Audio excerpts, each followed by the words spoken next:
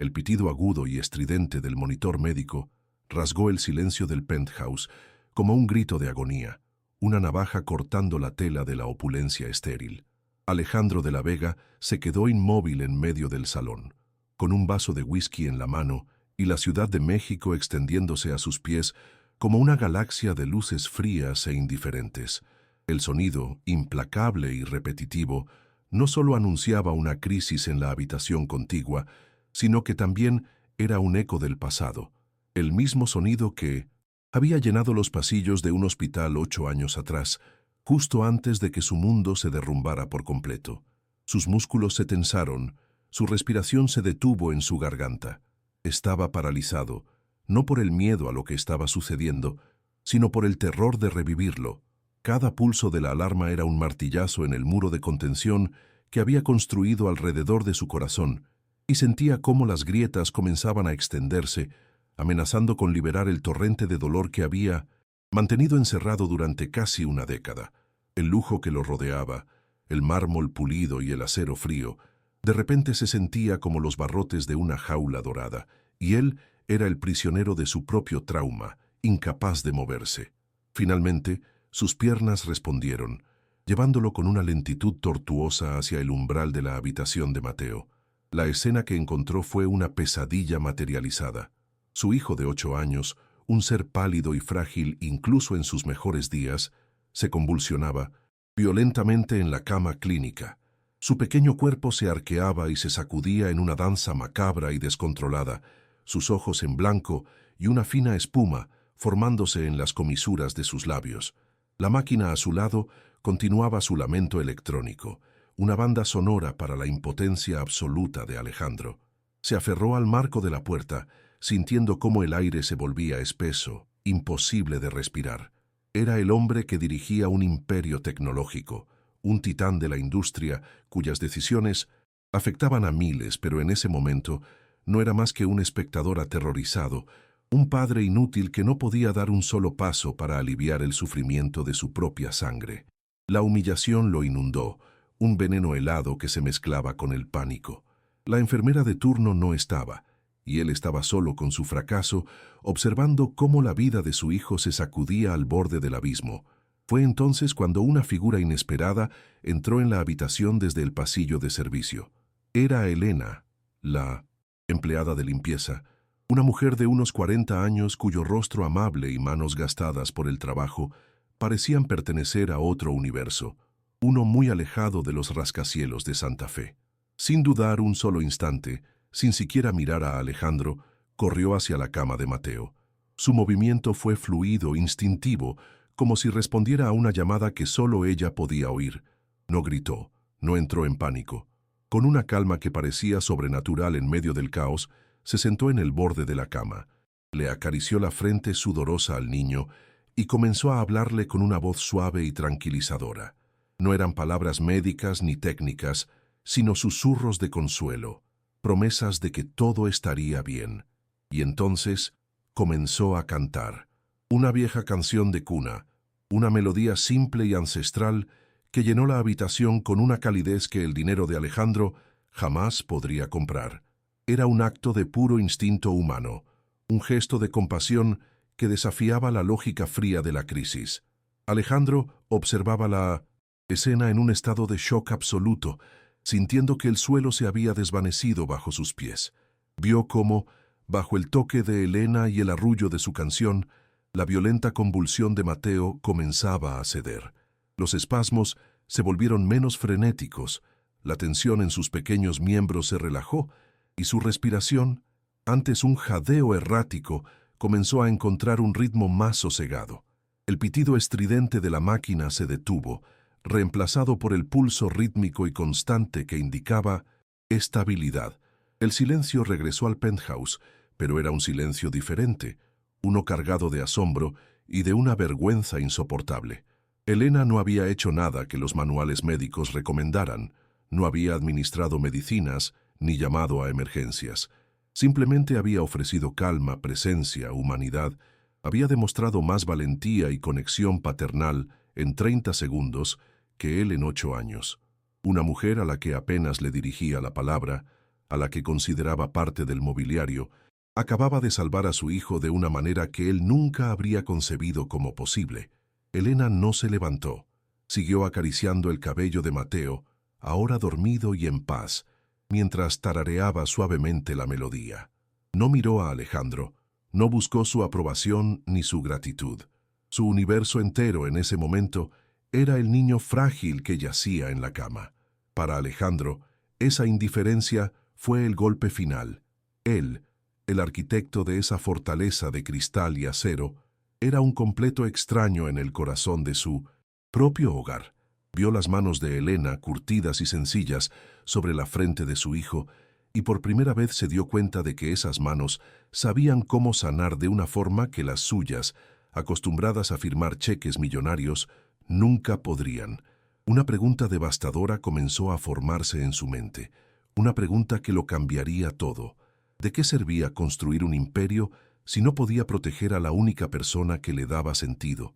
Mientras observaba a esa mujer que parecía irradiar una fuerza inexplicable, Alejandro sintió que no solo había presenciado un milagro, sino también el juicio final de su propia vida vacía. El silencio que siguió a la partida del sonido agudo fue casi más ensordecedor que la propia alarma. Alejandro de la Vega permaneció anclado en el umbral, un titán de la industria reducido a una estatua de impotencia y vergüenza. Él era un viudo, un hombre que había construido un imperio tecnológico desde las cenizas de su dolor, convencido de que cada contrato millonario, cada adquisición estratégica, era un ladrillo más en la fortaleza que protegería a su hijo del caos del mundo. Pero esa fortaleza era una ilusión. Su herida emocional, la pérdida de su esposa Sofía 8 años atrás en una fría sala de hospital, no era una cicatriz curada, sino una hemorragia interna que nunca había dejado de manar. El trauma de aquel día, el sonido de las máquinas y el olor a antiséptico, lo había dejado emocionalmente paralizado, incapaz de ofrecer el consuelo que su hijo desesperadamente necesitaba. En lugar de abrazos, ofrecía los mejores médicos. En lugar de tiempo, ofrecía los juguetes más caros. Creía que el dinero era un sustituto del amor, un lenguaje universal que podía comprar seguridad y tal vez incluso la felicidad. Pero en ese instante, viendo a una completa extraña calmar a su hijo con un simple gesto humano, comprendió la brutal bancarrota de su alma.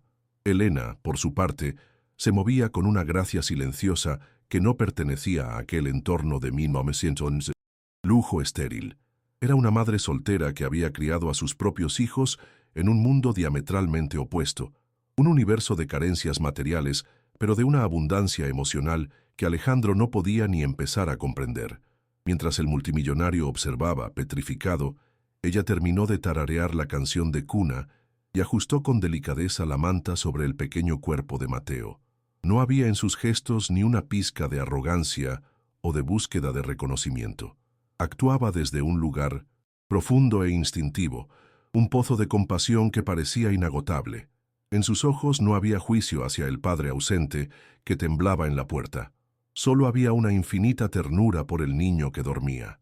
Su propia vida había estado marcada por una pérdida tan devastadora que había reconfigurado su espíritu, enseñándole que en los momentos de mayor desesperación, la única moneda que tiene valor es la presencia, el calor de una mano, la vibración de una voz que susurra que no estás solo.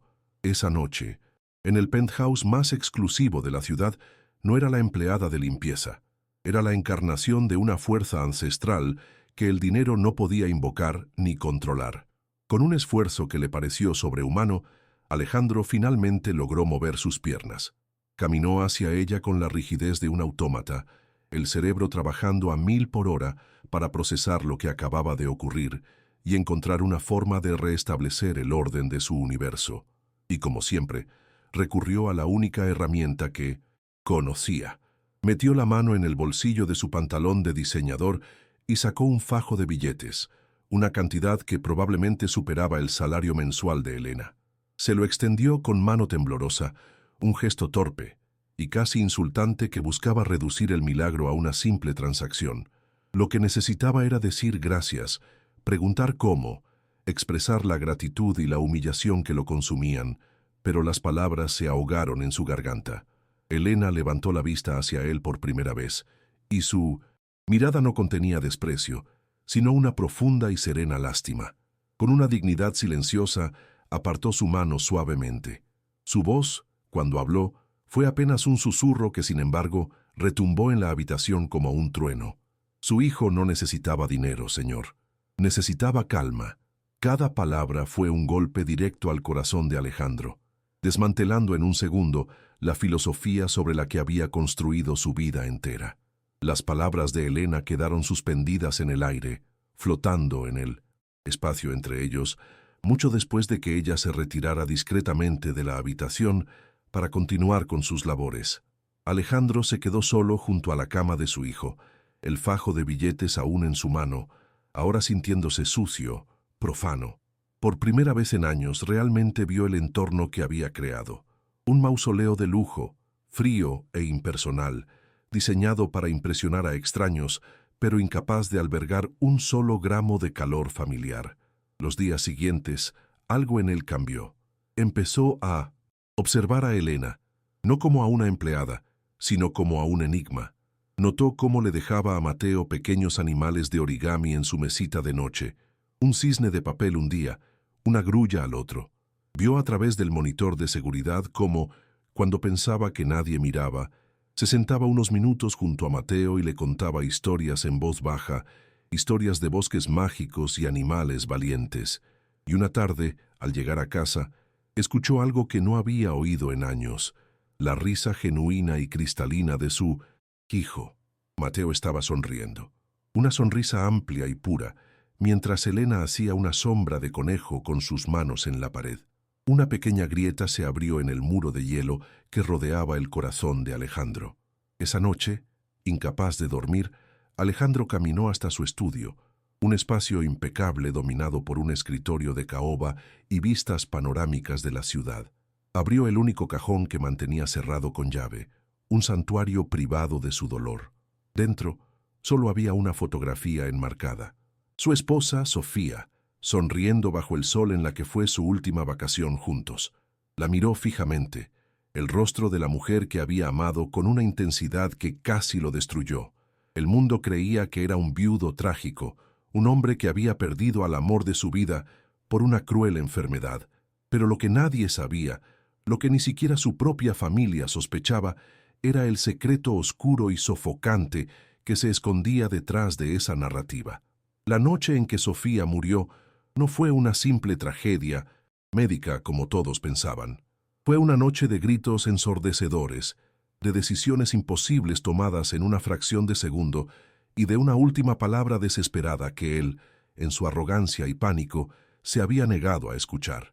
La culpa que cargaba no era solo por su pérdida, sino por su participación directa en ella, un pecado oculto que lo perseguía en cada momento de silencio. La mañana siguiente encontró a Alejandro en un estado de vigilia febril, sentado en un sillón frente a la cama de 1900 Mateo, observando el suave ascenso y descenso de su pecho. No había dormido, atrapado en un bucle de la imagen de Elena cantando y la memoria de la sonrisa de Sofía. Cuando Elena llegó para su turno, no entró como una empleada, sino como una presencia esperada. Se acercó a la cama con su habitual discreción, pero Mateo, que normalmente a esa hora estaría somnoliento y apático, abrió los ojos de inmediato. Una pequeña sonrisa, frágil como el ala de una mariposa, se dibujó en sus labios pálidos. Extendió su mano diminuta, no hacia su padre que lo observaba a pocos metros, sino hacia Elena. Y entonces ocurrió el verdadero milagro, uno que ningún monitor médico podría registrar. Con una voz apenas audible, un susurro que llevaba el peso de años de silencio emocional, Mateo dijo una sola palabra que destrozó el universo de Alejandro en 1.000.000 de pedazos. No dijo papá, dijo quédate. Lo dijo mirándola a ella, con una súplica en sus ojos que Alejandro jamás había visto dirigida hacia él. Era una petición de amparo, una elección del corazón que lo excluía por completo, dejándolo como un fantasma en la vida de su propio hijo. El impacto de esa palabra fue más violento que cualquier alarma médica. Quédate. Una orden, una necesidad expresada con una claridad devastadora. Alejandro sintió cómo el aire abandonaba sus pulmones, un golpe sordo y profundo en el centro de su orgullo y su dolor. El muro de hielo que había construido a su alrededor no se agrietó, se pulverizó. En ese instante de humillación absoluta, comprendió que su fortuna, su poder, su imperio, no valían nada frente a la conexión genuina que esa mujer había forjado con su hijo en cuestión de días. Movido por un pánico primario, por el terror a perder la última hebra que lo ataba a Mateo, se levantó y se interpuso entre Elena y la puerta. Su voz salió ronca, quebrada por una desesperación que ya no podía ocultar. Le ofreció un contrato, no un fajo de billetes. Le ofreció un sueldo que cambiaría su vida, para siempre. Un apartamento en el mismo edificio, un coche, todo. No para que limpiara, sino para que existiera allí, para que se quedara. No era una oferta de gratitud, era la compra desesperada de un milagro, el intento de un hombre ahogándose por asegurarse el único salvavidas que había encontrado en un océano de soledad. Elena lo miró, y por primera vez, Alejandro no vio lástima en sus ojos, sino un profundo entendimiento, el reconocimiento de un dolor compartido que trascendía clases sociales y cuentas bancarias. No respondió de inmediato. Su silencio fue una evaluación, no del dinero, sino del hombre deshecho que tenía delante. Finalmente, asintió, pero no con la euforia de alguien que ha ganado la lotería, sino con la solemnidad de quien acepta una responsabilidad sagrada. Sus condiciones no fueron monetarias. Pidió una sola cosa, que se le permitiera cuidar de Mateo a su manera, sin la interferencia de un regimiento de enfermeras y protocolos estériles. Quería cocinarle, leerle cuentos que no estuvieran en una tableta, y sobre todo hablarle. Alejandro, aturdido, aceptó todo. En los días que siguieron, el penthouse comenzó a transformarse. El olor a antiséptico fue reemplazado por el aroma de sopas caseras.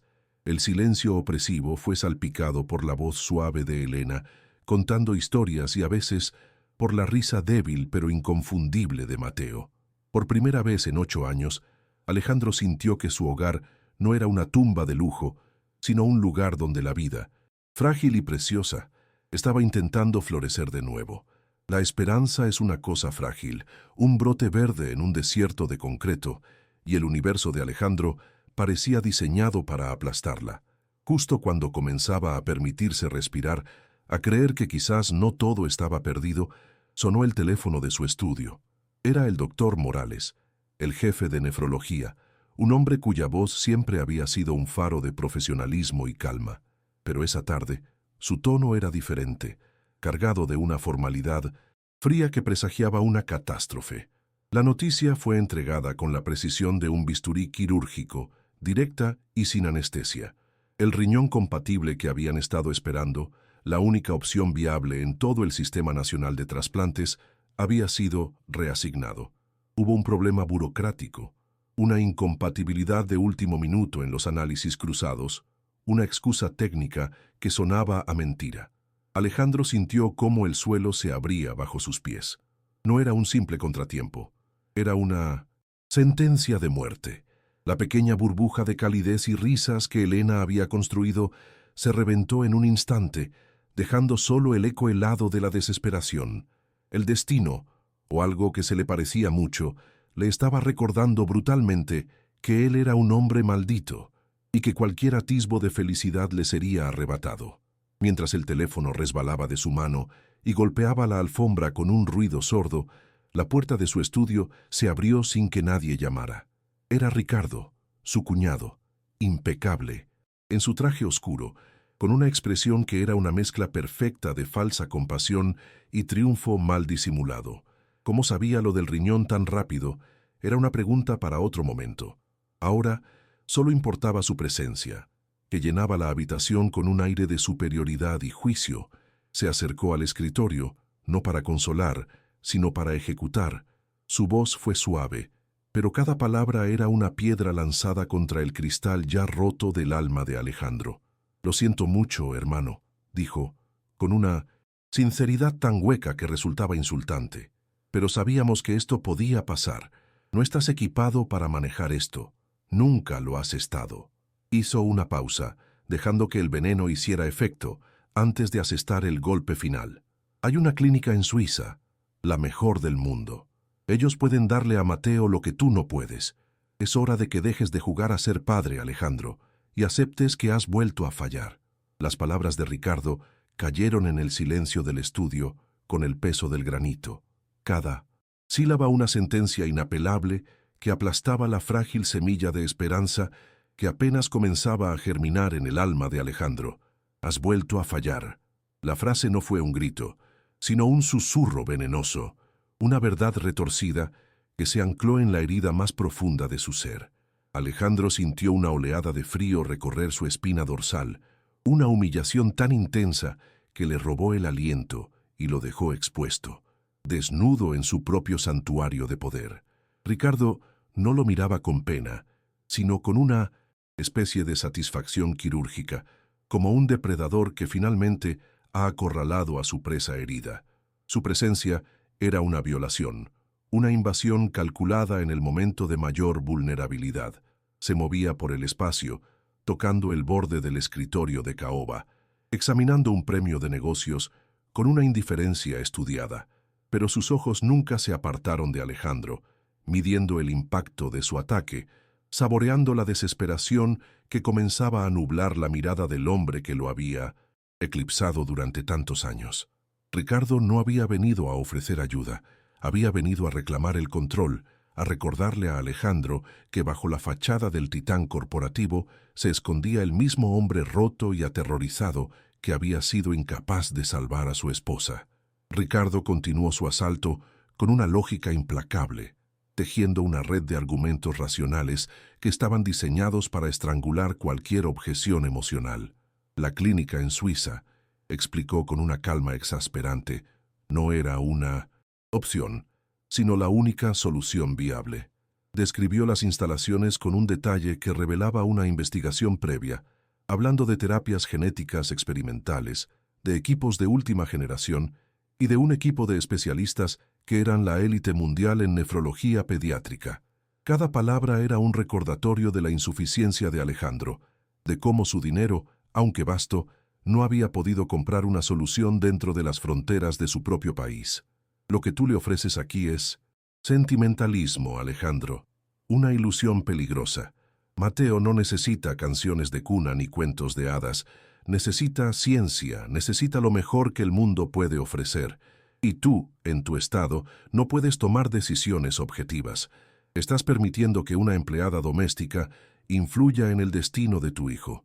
La forma en que pronunció la palabra empleada estaba cargada de un desprecio tan profundo que convirtió la simple descripción de un trabajo en un insulto lacerante, un intento deliberado de reducir el milagro que Alejandro había presenciado a un acto insignificante y peligroso de una mujer inferior. Un impulso de defensa surgió en el pecho de Alejandro, una chispa de rebelión contra la tiranía de la lógica de Ricardo. Ella lo calmó. Logró decir, su voz apenas un murmullo ronco, un sonido frágil en la opulencia silenciosa del estudio. Ella le devolvió la sonrisa. Por un instante, la imagen de Mateo riendo mientras Elena hacía sombras en la pared brilló en su mente, un faro de luz, pura en la oscuridad que lo envolvía. Pero Ricardo extinguió esa luz con una facilidad brutal. ¿Una sonrisa, Alejandro? ¿Te conformas con una sonrisa cuando su vida pende de un hilo? Eso es egoísmo, no amor. Estás usando a esa mujer como un bálsamo para tu propia conciencia culpable, porque te hace sentir un poco menos inútil. Pero mientras tú te consuelas con estas fantasías, el tiempo de Mateo se agota. La acusación lo golpeó con la fuerza de un puñetazo físico, dejándolo sin aire. Ricardo había tomado su más íntima y secreta esperanza y la había retorcido hasta convertirla en un acto de vanidad monstruosa. La vergüenza que sintió fue tan abrumadora que cualquier argumento que pudiera haber formulado murió en sus labios, reemplazado por el sabor amargo de la duda y el autodesprecio. La ofensiva de Ricardo entonces se centró por completo en Elena, convirtiéndola en el epicentro de la supuesta irresponsabilidad de Alejandro. ¿Quién es ella realmente? ¿De dónde salió? ¿Verificaste sus antecedentes? ¿Hablaste con sus antiguos empleadores? ¿O simplemente la dejaste entrar en el corazón de nuestra familia porque te cantó una bonita canción en un momento de pánico? Cada pregunta era una aguja envenenada, diseñada para sembrar la desconfianza y hacer que la decisión de Alejandro de contratarla pareciera no solo impulsiva, sino temeraria. Estás poniendo el bienestar de mi sobrino, el único legado de mi hermana, en manos de una completa desconocida. Una mujer sin educación, sin credenciales, cuya única cualificación es una aparente habilidad para calmar a un niño. Es una locura, Alejandro, una locura que la junta directiva, y más importante, un juez, podrían interpretar como una grave negligencia. La mención de un juez de la junta directiva fue una escalada calculada, una amenaza velada que expandía el campo de batalla más allá de las paredes del penthouse, hacia los dominios del poder corporativo y la ley. Dos arenas donde Ricardo se sentía infinitamente más cómodo y poderoso que el emocionalmente devastado Alejandro. Justo en ese momento, como si fuera una aparición convocada por la tensión, la puerta del estudio se abrió con un crujido casi imperceptible. Elena estaba allí, sosteniendo una pequeña bandeja con un vaso de agua y la medicina de la tarde de Mateo. No había escuchado la conversación. Su rostro era un lienzo de serenidad y preocupación genuina por su paciente. Sus ojos se encontraron brevemente con los de Alejandro, ofreciéndole una pequeña y reconfortante sonrisa antes de posarse en Ricardo. La transformación en el rostro de Ricardo fue instantánea y aterradora. La máscara de falsa preocupación se desvaneció, reemplazada por una expresión de gélido desdén. La miró de arriba abajo, no como a un ser humano, sino como a una plaga, un insecto que había infestado un entorno prístino. Elena, sintiendo la hostilidad palpable en el aire, se detuvo. Su sonrisa vaciló y un velo de incomodidad cubrió sus facciones. En ese instante de silencio, cargado, Alejandro vio con una claridad espantosa la verdadera naturaleza del conflicto. Esto no se trataba solo de la salud de Mateo. Era una guerra por el alma de su familia, y Elena, sin saberlo, se había convertido en el territorio en disputa. Ricardo ni siquiera se dignó a dirigirse a ella. Mantuvo su mirada fija en Alejandro, hablando como si Elena fuera un objeto invisible en la habitación. ¿Ves a lo que me refiero? Esta es tu solución. Esta es tu estrategia para salvar a tu hijo. Dejar que la servidumbre administre su tratamiento mientras tú te escondes aquí, paralizado por tus fantasmas. Cada palabra era un latigazo, y Alejandro sintió que cada uno de ellos también golpeaba a la mujer inocente que permanecía inmóvil en el umbral. Elena bajó la mirada hacia la bandeja que sostenía, sus nudillos blancos por la fuerza con que la agarraba. No dijo nada, pero Alejandro pudo sentir la ola de humillación que la envolvía. Quiso gritarle a Ricardo que se detuviera, que saliera de su casa, pero la parálisis que lo había atenazado en el pasillo durante la convulsión de Mateo regresó con una fuerza renovada. Era el miedo a la confrontación, el terror a que Ricardo tuviera razón, a que su esperanza fuera, en efecto, una peligrosa ilusión. Ricardo se acercó a él bajando la voz a un susurro conspirador. «Piensa en Sofía. ¿Crees que ella aprobaría esto? ¿Crees que ella querría que su hijo fuera cuidado por alguien así en lugar de recibir la mejor atención médica del planeta?»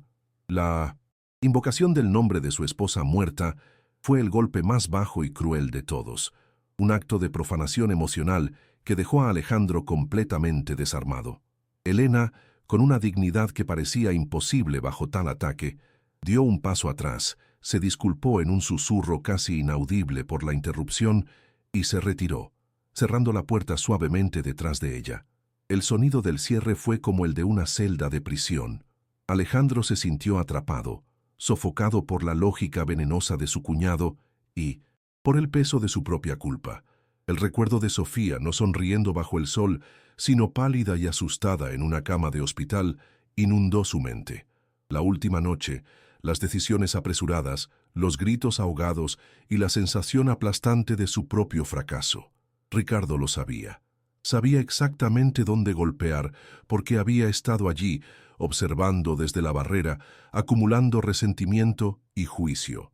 La amenaza de Ricardo sobre la custodia de Mateo ya no parecía una táctica de negociación, sino una posibilidad real y aterradora. Se imaginó salas de tribunales, psicólogos evaluando su capacidad como padre, su trauma expuesto bajo las luces fluorescentes de la ley. Se vio perdiendo a Mateo no por la enfermedad, sino por su propia debilidad, por haber confiado en un simple acto de bondad humana, en un mundo que solo respetaba el poder y el procedimiento. Con su trabajo hecho, Ricardo se enderezó, ajustándose la corbata de seda con un gesto de finalidad. Su tono volvió a ser el del ejecutivo. Eficiente. Tienes 48 horas para tomar la decisión correcta, Alejandro. Ya he contactado a la clínica en Suiza. Están esperando la confirmación para enviar un jet médico. No lo hagas por mí. No lo hagas por ti. Hazlo por Mateo. Es la única oportunidad que le queda. Se dio la vuelta y salió del estudio sin una mirada más, dejando a Alejandro solo en un silencio que zumbaba con amenazas y dudas.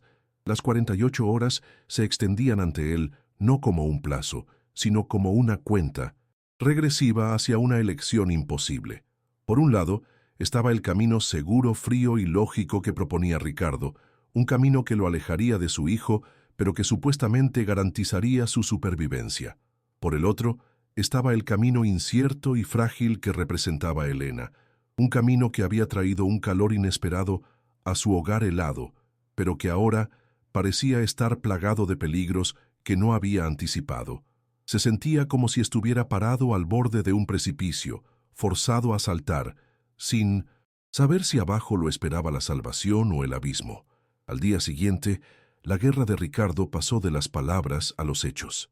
Un hombre con un traje gris y una cara desprovista de expresión llegó al penthouse, presentándose como un consultor de seguridad contratado por la empresa. En realidad era un investigador privado, la mano ejecutora de la paranoia de Ricardo. Le entregó a Alejandro un sobre grueso de Manila, con la palabra «confidencial» impresa en letras rojas y severas. El señor Ricardo de la Vega me pidió que le entregara esto personalmente. Es el informe de antecedentes que solicitó sobre la empleada, Elena Morales. La frase fue pronunciada con una neutralidad profesional que la hizo aún más siniestra. Alejandro tomó el sobre, sus manos sintiendo el peso de lo que contenía como si fueran piedras. Sabía que no debía abrirlo, que era una violación, una traición al frágil vínculo de confianza que había comenzado a construir. Pero la semilla de la duda que Ricardo había plantado ya había echado raíces profundas y venenosas. La imagen de Mateo, pálido y convulsionando, luchó en su mente contra la advertencia de un juez y la cara de desprecio de su cuñado. Con un temblor que no pudo controlar, rompió el sello. El contenido del sobre se derramó sobre su escritorio. Una serie de documentos, fotocopias y una fotografía granulada en blanco y negro. La foto era una ficha policial. Mostraba a una Elena más joven, con los ojos hinchados de lágrimas y una expresión de shock y desesperación que Alejandro jamás había visto en ella. Debajo de la foto, un informe detallaba su arresto hacía 5 años. La acusación: robo de joyas en la casa de su anterior empleador. Alejandro leyó las palabras con una creciente sensación de náuseas. El informe continuaba, explicando que los cargos habían sido retirados por falta de pruebas y que las joyas aparecieron misteriosamente semanas después, pero el daño ya estaba hecho. La mancha estaba allí, en papel oficial, fría e innegable. La voz de Ricardo resonó en su cabeza, triunfante y burlona. ¿Quién es ella realmente? En ese preciso instante, desde la habitación de Mateo, llegó el sonido suave y melódico de la voz de Elena, cantando la misma canción de cuna que había detenido la convulsión, la misma melodía que había traído la primera paz a esa casa en años. Alejandro levantó la vista del informe acusatorio, su corazón atrapado en un fuego cruzado imposible entre la fea mancha del pasado y la hermosa verdad del presente. Ponió sonido de la canción de cuna, un hilo de seda tejido en el aire viciado del penthouse, se enredaba con el crujido áspero del papel en las manos de Alejandro. Cada nota de la melodía de Elena era una caricia en el alma herida de su hijo, pero cada letra impresa en el informe policial era un clavo ardiente en la suya. La dualidad era una tortura insoportable, una disonancia cognitiva que amenazaba con fracturar su ya frágil cordura. En un lado de la balanza estaba la evidencia empírica de un pasado manchado, una acusación formal que hablaba de engaño y criminalidad, el tipo de dato frío y duro en el que su mente de empresario había aprendido a confiar. En el otro estaba la verdad intangible de sus propios sentidos, la paz que había descendido sobre su hogar, la primera sonrisa de Mateo en años, la calidez innegable que emanaba de esa mujer como un sol en miniatura. Ricardo había plantado una bomba de tiempo en su espíritu y el segundero avanzaba implacablemente. Sabía que debía enfrentarla, que el silencio convertiría la duda en un tumor maligno. Con el corazón latiendo con la fuerza de un martillo contra un yunque, se levantó, el informe en su mano como una sentencia que no sabía a quién condenaría más. Encontró a Elena en la cocina, preparando un té de hierbas cuyo aroma llenaba el espacio con una promesa de calma que se sentía como una cruel ironía. Cuando él entró, ella le sonrió, una sonrisa genuina y cansada que se desvaneció al instante al ver la expresión en su rostro y el sobre de Manila en su mano. Alejandro no supo cómo empezar. Las palabras se atoraron en su garganta, una masa de vergüenza y sospecha. Simplemente extendió el sobre y lo dejó sobre la encimera de mármol. Elena lo miró, luego a él, y una comprensión lenta y dolorosa amaneció en sus ojos. No era sorpresa, sino una fatiga ancestral, el reconocimiento de un fantasma que había vuelto para atormentarla. Con manos que temblaban ligeramente, sacó los papeles. Al ver la ficha policial, una lágrima solitaria y silenciosa rodó por su mejilla, pero no hizo ningún sonido. «Fue un robo, señor», dijo con una voz que era apenas un susurro quebrado. «La familia para la que trabajaba. Me acusaron, pero yo no lo hice. Las joyas aparecieron después. Se las había llevado su propia hija adolescente para venderlas, pero para entonces ya me habían despedido. Ya tenía la mancha». Su explicación fue simple, desprovista de ira o melodrama, pero cargada con el peso de una injusticia que la había perseguido durante años, un estigma que la convertía en culpable hasta que se demostrara lo contrario, una y otra vez. Pero Ricardo no era un hombre que dejara las cosas al azar o a la interpretación. Mientras Alejandro luchaba con la explicación de Elena, una explicación que su corazón desesperadamente quería creer, su cuñado ya estaba ejecutando el siguiente movimiento de su partida de ajedrez.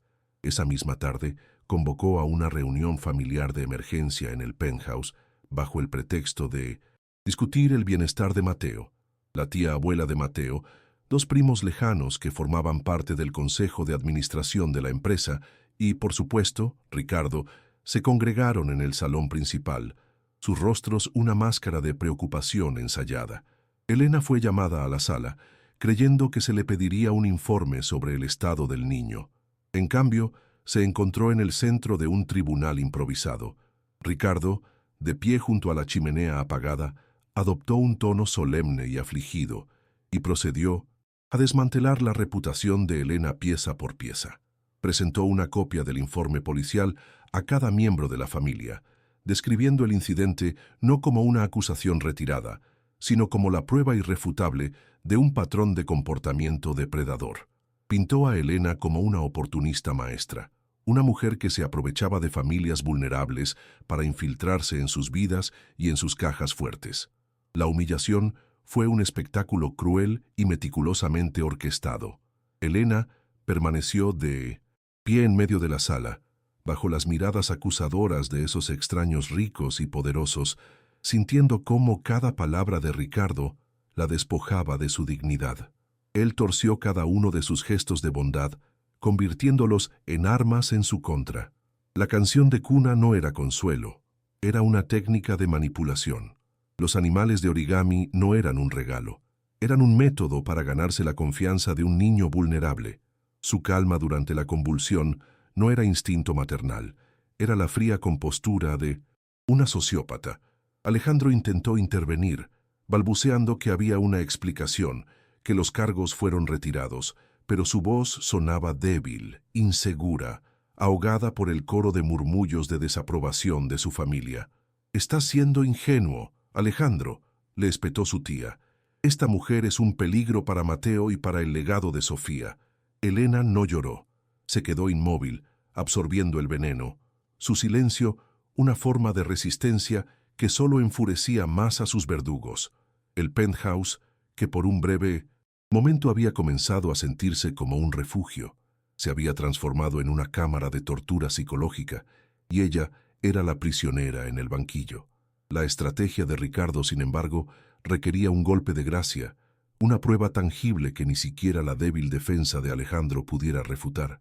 Sabía que un viejo informe policial podía ser discutido, pero un crimen en tiempo presente sería irrefutable. Esa noche, mientras Elena dormía en la pequeña habitación de servicio que se le había asignado, Ricardo se deslizó por el pasillo silencioso del penthouse. Su movimiento era el de una serpiente, sigiloso y con un propósito mortal. Entró en el dormitorio principal de Alejandro, el santuario que había pertenecido a su hermana Sofía y que se mantenía casi intacto. Abrió el joyero de terciopelo y de entre los diamantes y las perlas seleccionó una pieza con un cuidado deliberado. Un delicado relicario de platino que Sofía siempre usaba, con una pequeña foto de un Alejandro más joven y sonriente en su interior. Luego, con la misma precisión silenciosa, se dirigió a la habitación de Elena. Abrió el modesto armario donde ella guardaba sus pocas pertenencias y escondió el relicario en el bolsillo de un viejo abrigo, un objeto tan personal y valioso que su presencia allí sería una condena sin apelación. El acto fue de una maldad pura, una profanación de la memoria de su propia hermana para destruir a una inocente. A la mañana siguiente, el caos planeado por Ricardo se desató con la precisión de un mecanismo de relojería.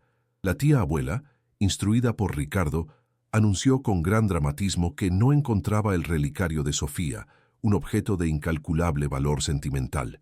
La sugerencia de quién podría ser el culpable flotó en el aire, pesada y venenosa. Ricardo propuso, con una falsa renuencia, que se revisaran las pertenencias de todo el personal de servicio por una cuestión de procedimiento, para ser justos. Fue una farsa grotesca. Otra empleada, leal a Ricardo y bien, pagada por su traición, fue la encargada de la búsqueda en la habitación de Elena. El grito ahogado y el supuesto descubrimiento fueron una actuación digna de un premio. Salió de la habitación con el relicario en la palma de su mano, presentándolo como la prueba final del pecado. El shock en la cara de Alejandro fue genuino y devastador. Vio el relicario, un objeto que no había visto fuera de su caja en 8 años, y luego miró a Elena, cuya expresión de incredulidad y horror era tan absoluta que parecía imposible de fingir. Pero la evidencia estaba allí, fría y brillante, una mentira tangible que gritaba más fuerte que cualquier verdad silenciosa. La trampa se había cerrado. La expulsión fue inmediata, brutal y pública. Ricardo no permitiría que Alejandro tuviera un momento a solas con Elena para escuchar ninguna explicación. Llamó a la seguridad del edificio, 2 hombres uniformados que subieron al penthouse con una eficiencia impersonal que hacía la situación aún más deshumanizante. Se le ordenó a Elena que recogiera sus cosas, lo cual consistía en poco más que un cambio de ropa y algunos libros gastados que metió en una bolsa de tela. Fue escoltada a través del salón principal, pasando frente a la familia que la observaba con una mezcla de desprecio y triunfo. Alejandro estaba paralizado, una estatua de conflicto y cobardía. Quería gritar, detenerlos, creer en la mujer que había salvado a su hijo, pero la imagen del relicario de su esposa, muerta en las manos de esa mujer, había envenenado su juicio. Cuando Elena pasó a su lado, se detuvo por un instante. Sus ojos se encontraron, y en los de ella no había odio ni acusación. Había algo mucho peor, una profunda y desgarradora lástima. Una lástima por él, por su debilidad, por el hombre que era tan rico en posesiones y tan miserablemente pobre en fe. Luego, sin decir una palabra, se dio la vuelta y se marchó, desapareciendo en el ascensor de servicio, dejando tras de sí un silencio que era más ruidoso que cualquier grito. El efecto de la partida de Elena fue tan inmediato y catastrófico como el de una bomba de neutrones, que deja los edificios intactos pero aniquila toda la vida en su interior. El penthouse volvió a su estado de silencio opresivo, pero esta vez estaba cargado con el peso de la injusticia. En la habitación de Mateo, la frágil paz se hizo añicos. El niño, que había estado más alerta y receptivo en los últimos días, se replegó en sí mismo, negándose a comer, negándose a hablar. Sus ojos, antes llenos de una nueva luz, se volvieron opacos y vacíos. ¿Dónde está Elena?, preguntaba con una voz débil y temblorosa, una pregunta que Alejandro no podía responder sin que la culpa lo ahogara. Intentó llenar el vacío, sentándose a su lado, ofreciéndole los juguetes más sofisticados, pero sus intentos eran torpes, gestos de un extraño que no hablaba el idioma del corazón de su hijo. Los monitores médicos, que habían mantenido un ritmo estable, comenzaron a emitir pitidos de advertencia cada vez más frecuentes. La presión arterial de Mateo era inestable, su ritmo cardíaco errático. Los médicos no entendían la causa del repentino deterioro, pero Alejandro sí. Había arrancado el único ancla emocional de su hijo, y ahora el niño estaba a la deriva en un mar de enfermedad y tristeza, hundiéndose rápidamente. La desesperación se apoderó de Alejandro con la fuerza de una fiebre. Vagaba por las habitaciones de su jaula dorada, torturado por el eco de la risa de Mateo y la melodía de la canción de Elena. El relicario estaba sobre su escritorio, un recordatorio constante de su traición. Lo recogía, lo sentía frío en su mano, y una parte de él, una voz pequeña y casi extinguida, le gritaba que todo era una mentira, una construcción demasiado perfecta, demasiado conveniente. Pero la duda era un ácido que ya había corroído su capacidad de actuar. Estaba solo, completamente solo, alienado de su hijo, rodeado de una familia que veía su vulnerabilidad como una debilidad a explotar. La fachada del titán de los negocios se había derrumbado, revelando al hombre aterrorizado y roto que había sido desde la muerte de Sofía. Había permitido que el miedo dictara sus acciones una vez más, y el resultado había sido, una vez más, la catástrofe. Había sacrificado un milagro por la aprobación de los cínicos, había cambiado el alma de su hogar por un trozo de metal brillante y una mentira bien contada. El peso de su fracaso era tan absoluto que se sentía como si estuviera ahogándose en el limpio aire enrarecido de su propio lujo. Fue en ese momento de absoluta desolación cuando Ricardo entró en su estudio sin llamar, su rostro una máscara de grave preocupación que apenas ocultaba el brillo del triunfo en sus ojos. Encontró a Alejandro desplomado en su silla, la mirada perdida en la ciudad nocturna. Ricardo no ofreció consuelo, ofreció el golpe final.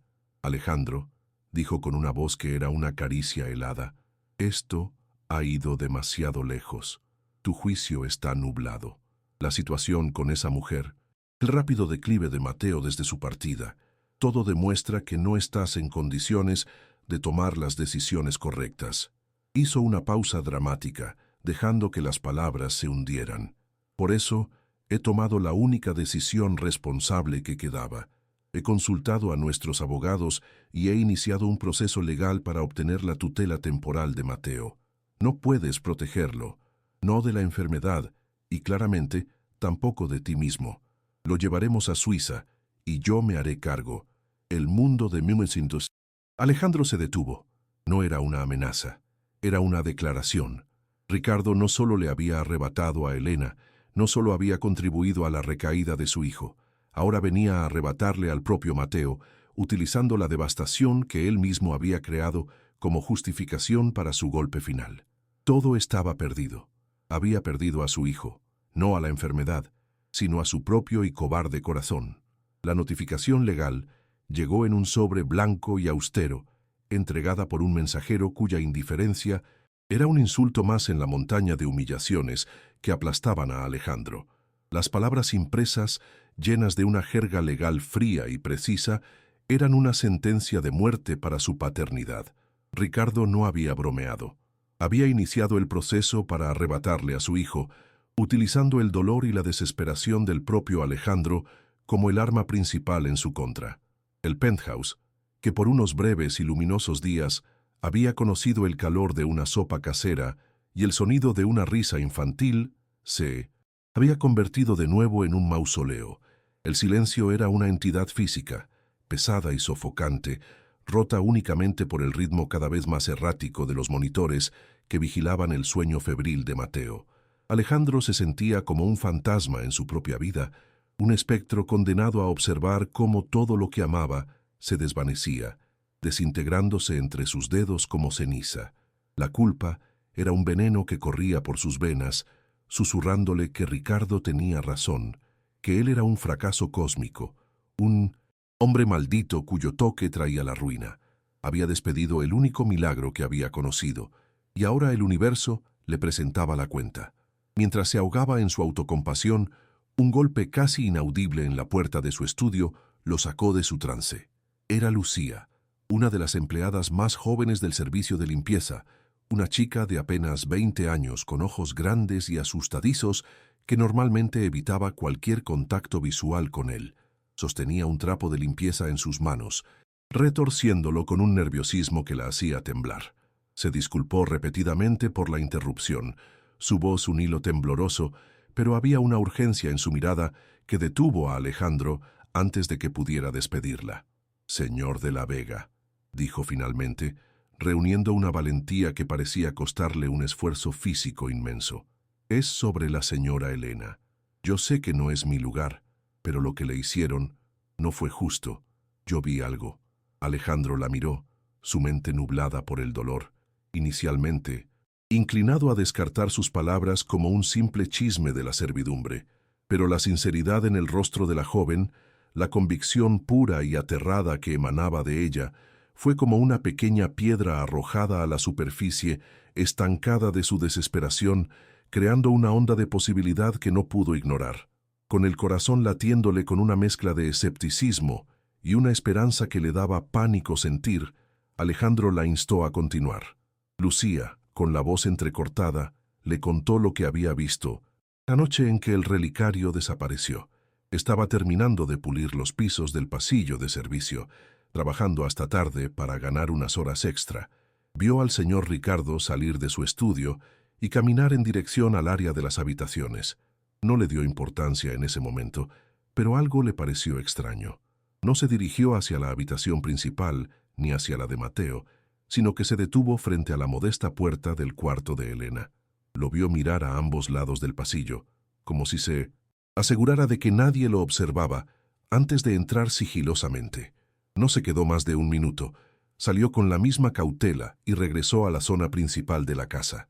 «No es una prueba, señor, lo sé», concluyó Lucía, con lágrimas asomando en sus ojos. Pero su cara tenía una expresión extraña, como alguien que acaba de plantar veneno en un jardín. La imagen fue tan vívida, tan precisa, que un escalofrío helado recorrió la espalda de Alejandro, la primera grieta en la certeza de su propia cobarde condena. Por primera vez en días una oleada de adrenalina, no de pánico, inundó el sistema de Alejandro. La historia de Lucía era circunstancial, frágil, fácilmente descartable por un abogado cínico, pero era algo. Era un hilo del que tirar en la densa oscuridad. Se levantó de su silla, el movimiento más decidido que había hecho desde la expulsión de Elena. Agradeció a la joven con una sinceridad que la sorprendió y le aseguró que su valentía no sería olvidada. Inmediatamente después hizo una llamada, no a sus abogados, no a su familia, sino a Javier, su jefe de seguridad corporativa, un exmilitar con una lealtad inquebrantable y una discreción legendaria. Le explicó la situación con una precisión fría y analítica, la mente del CEO finalmente despertando de su letargo emocional. «Quiero que revises cada cámara de seguridad del edificio de las últimas 48 horas, las oficiales y las no oficiales. Quiero un informe completo de los movimientos de Ricardo de la Vega, y quiero que lo hagas como si la vida de mi hijo dependiera de ello». Porque así es. Al colgar el teléfono, sintió un cambio sutil pero profundo en su interior. La desesperación paralizante comenzaba a ser reemplazada por una rabia fría y enfocada. Ya no era una víctima pasiva de las circunstancias, se estaba convirtiendo en un cazador. La fragilidad de su nueva determinación fue puesta a prueba casi de inmediato. Una llamada de la enfermera de turno lo hizo correr a la habitación de Mateo. El niño estaba pálido, más de lo habitual, su respiración superficial y laboriosa. Los números en el monitor parpadeaban en rojo, una sinfonía electrónica de crisis inminente. El médico de cabecera, contactado por videoconferencia, tenía el rostro sombrío. Su estado se está deteriorando a un ritmo alarmante, señor de la Vega. Su sistema está bajo un estrés emocional extremo que su cuerpo ya no puede soportar. No estamos respondiendo al tratamiento. Sugiero que consideremos ponerlo en un coma inducido para estabilizar sus funciones vitales y darle a su cuerpo una oportunidad de luchar. La propuesta cayó sobre Alejandro como una losa de granito. Un coma. La palabra misma era un abismo, un sueño del que quizás Mateo nunca despertaría.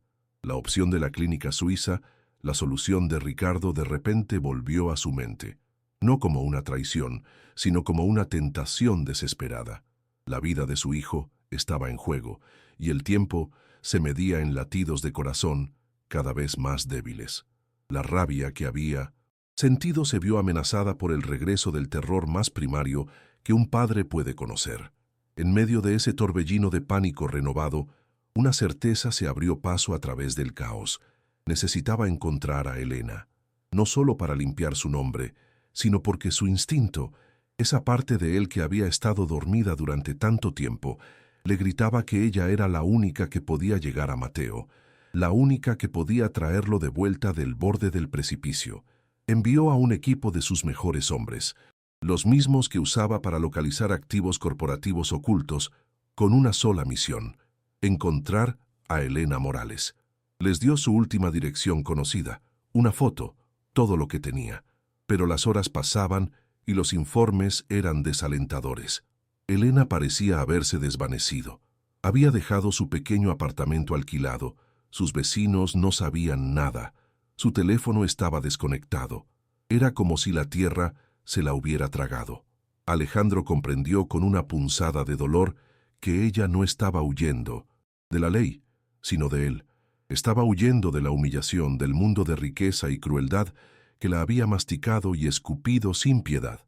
La había traicionado de la peor manera posible, y ahora, cuando más la necesitaba, ella se había vuelto inalcanzable, un fantasma de la bondad que él mismo había exiliado. Justo cuando su desesperación alcanzaba un nuevo pico, Ricardo apareció en el penthouse, esta vez sin ser anunciado.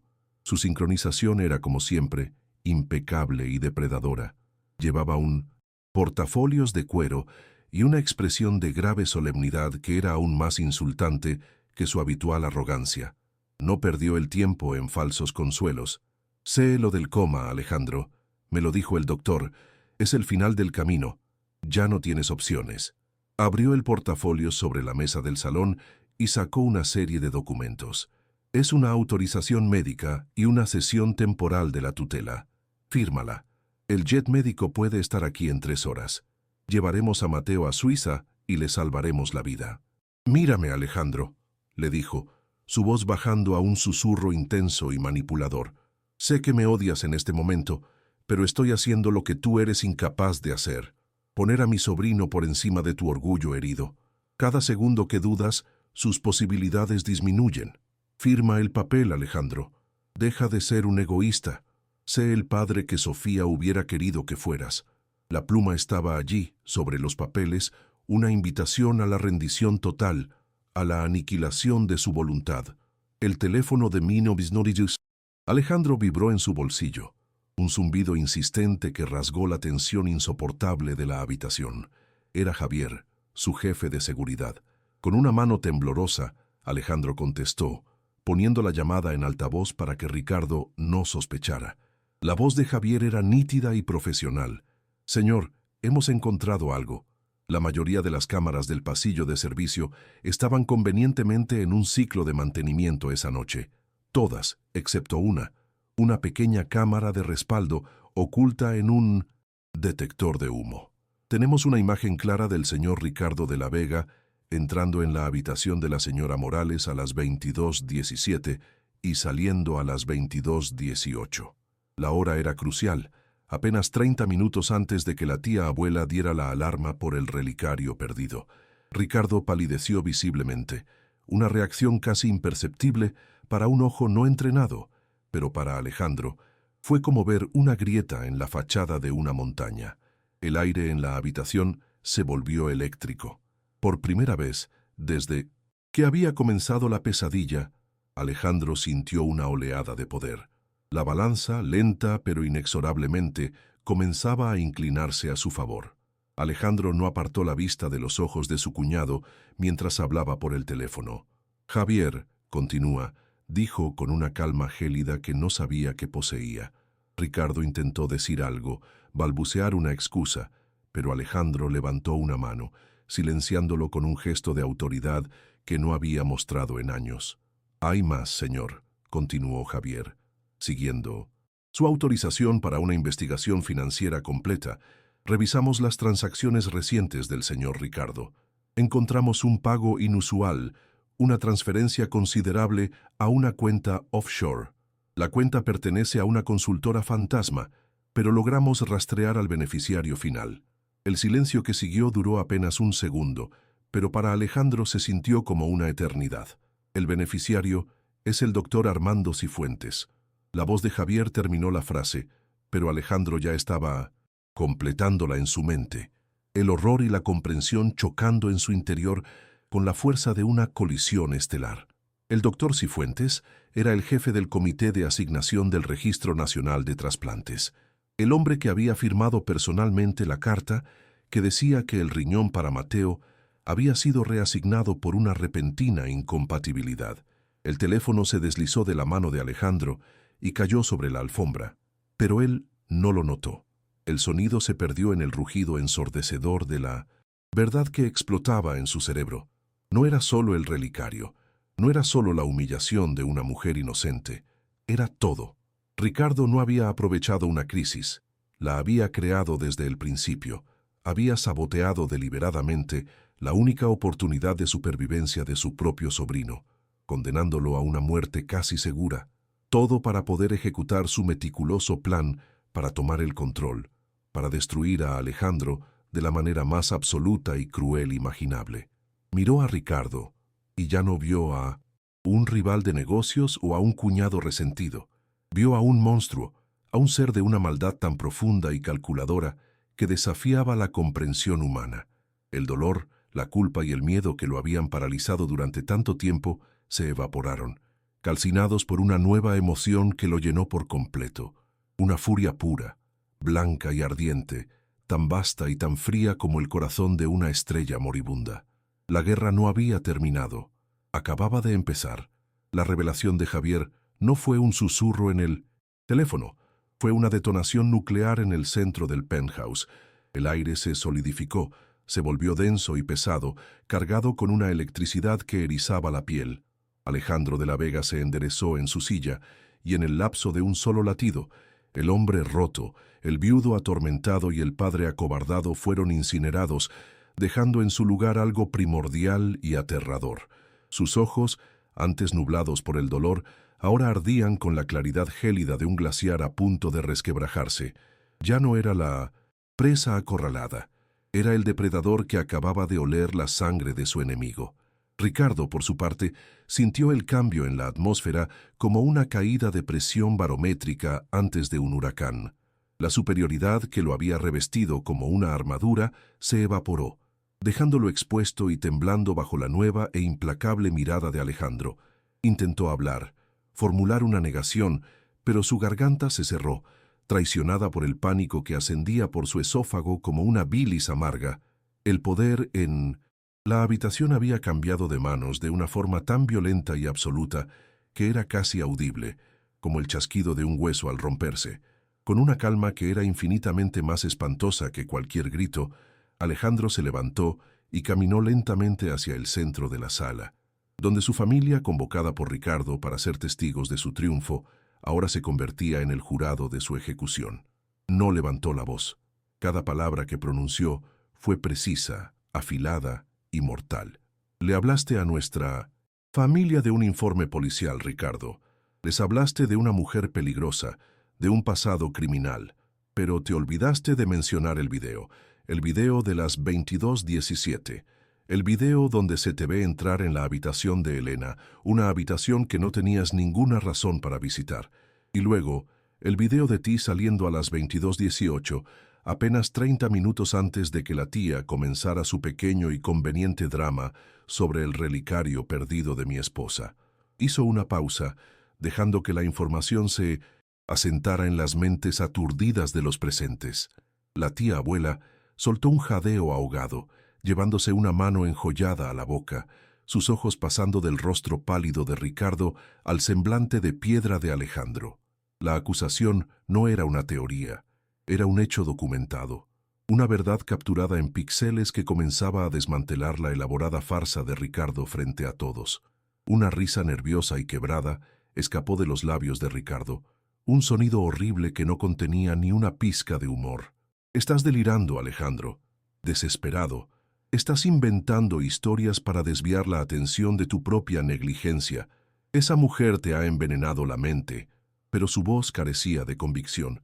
Sus ojos se movían frenéticamente por la habitación, buscando un aliado, un rostro amigo que le devolviera una mirada de apoyo, y no encontró ninguno. Solo vio duda, confusión y un horror que comenzaba a florecer en los rostros de su propia familia. Ellos habían sido sus peones, sus cómplices involuntarios, en la humillación de una mujer inocente. Y ahora la posibilidad de su propia participación en una mentira tan cruel comenzaba a carcomer sus conciencias. Alejandro ni siquiera parpadeó. Continuó su avance implacable, deteniéndose a solo 1 metro de su cuñado. «El video es solo el principio, Ricardo. Es la parte más pequeña y sucia de tu plan. Hablemos de algo más importante. Hablemos del doctor Armando Cifuentes. Hablemos de una transferencia de $250,000 a una cuenta en las Islas Caimán. Hablemos de un riñón, Ricardo. Hablemos del riñón de mi hijo». Si la mención del video había sido una grieta en la fachada de Ricardo, la acusación del sabotaje del trasplante fue un terremoto que la derrumbó por completo. Un grito ahogado colectivo recorrió la sala. La palabra imposible flotó en el aire, pronunciada por alguien en un susurro tembloroso. La monstruosidad de la acusación era tan vasta, tan inhumana, que la mente luchaba por procesarla. Sabotear la única oportunidad de vida de un niño enfermo, de su propio sobrino, para ganar una batalla de poder y orgullo.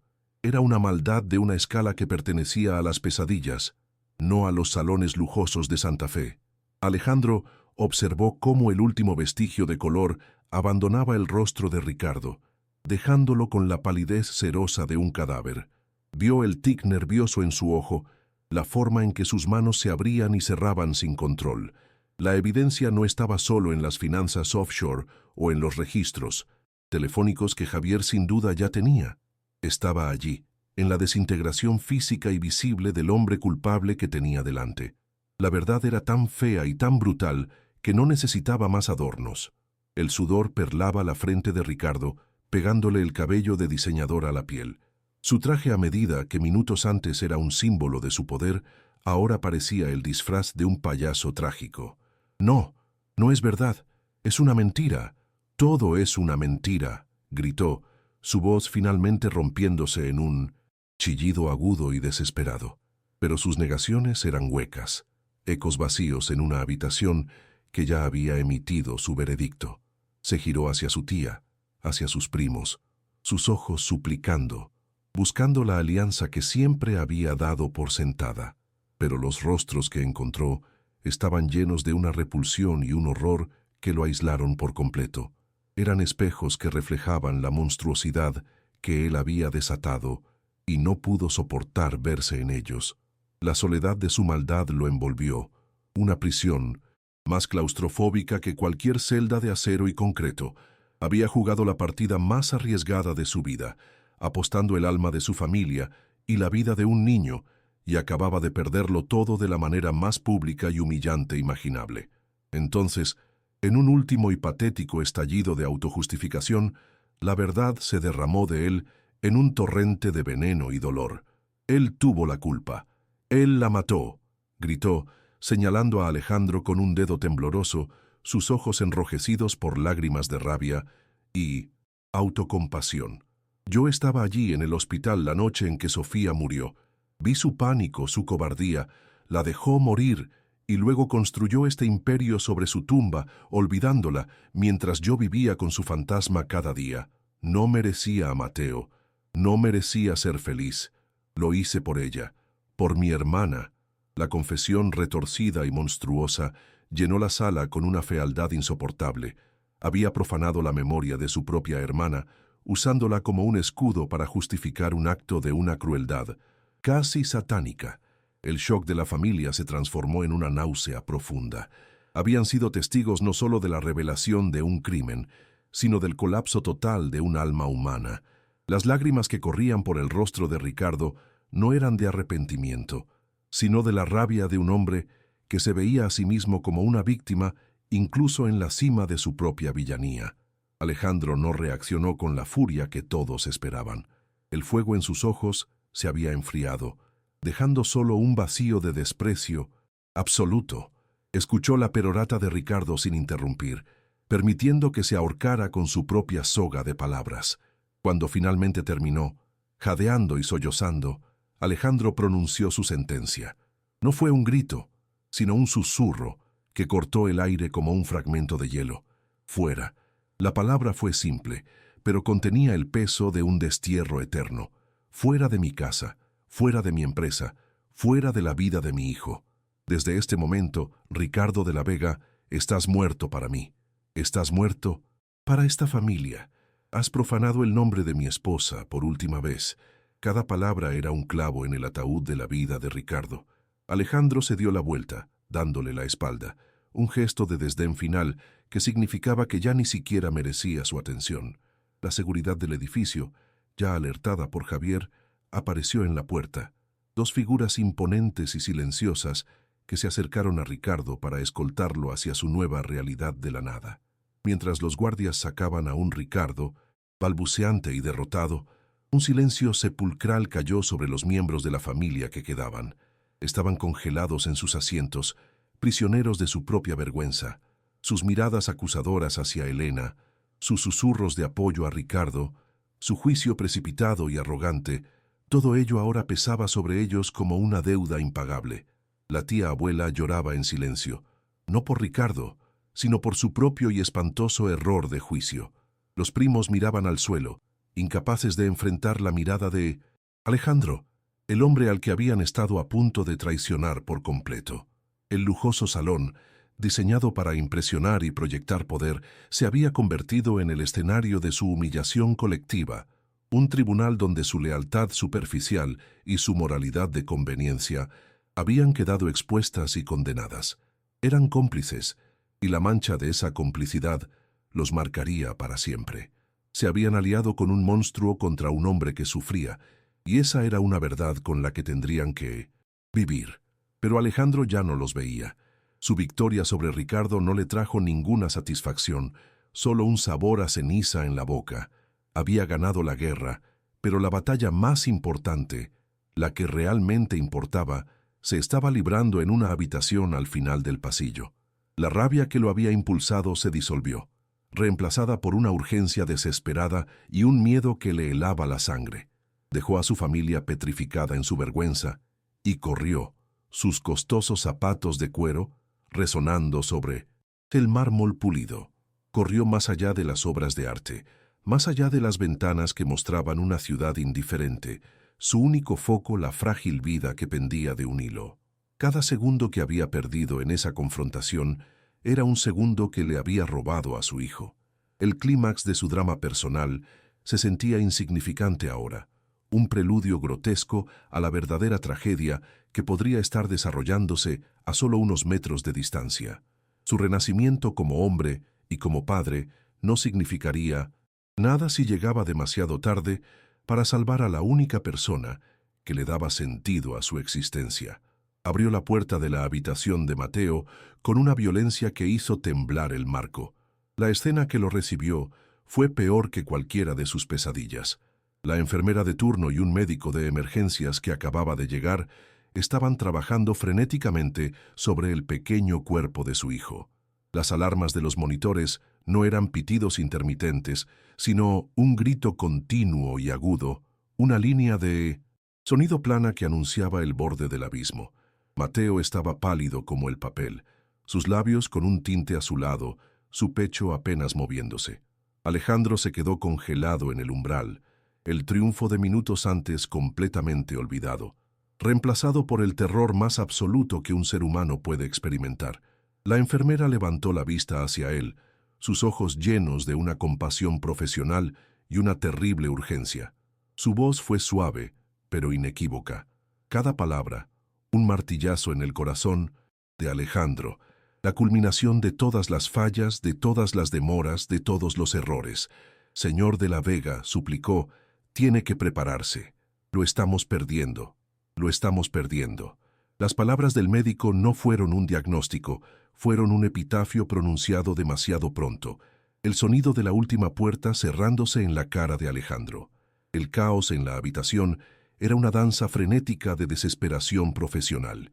Enfermeras moviéndose con rapidez, el doctor dando órdenes concisas, el carrito de reanimación preparado para un último y probablemente inútil asalto contra la muerte. Pero Alejandro ya no veía nada de eso. Su mente se había desconectado, flotando en un vacío helado donde el eco de su fracaso era el único sonido.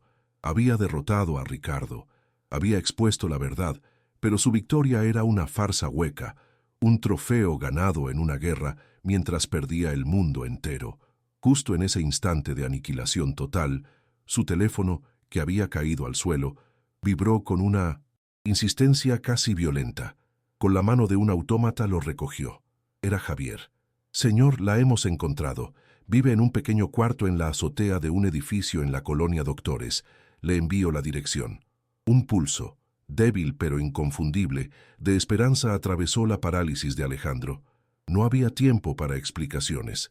Salió corriendo del penthouse, gritando a su equipo de seguridad que lo esperaran abajo. Cada segundo era una vida entera. Encontró a Elena doblando la ropa de otra familia en una lavandería comunitaria. No le ofreció dinero, no le dio una orden, simplemente se paró frente a ella, el titán de la industria reducido a un hombre suplicante, con el alma rota y los ojos inundados en lágrimas. «Por favor», le rogó con la voz quebrada. «Te lo suplico. Se está muriendo. Mateo te necesita». Elena no hizo preguntas. No hubo reproches ni vacilaciones en su mirada. Vio la verdad desnuda en la desesperación de Alejandro, y en un instante, el pasado fue borrado por la urgencia del presente. Dejó la ropa a medio doblar y lo siguió. El viaje de regreso al penthouse fue un silencio cargado de una tensión insoportable, un vuelo a través de la ciudad que parecía durar una eternidad. Cuando llegaron, la situación en la habitación de Mateo había empeorado. El grito de la línea plana del monitor cardíaco era ahora el único sonido, un lamento electrónico que anunciaba el final. El equipo médico estaba a punto de declarar la hora de la muerte. «Deténganse», ordenó Alejandro con una autoridad que sorprendió a todos, incluyéndose a sí mismo.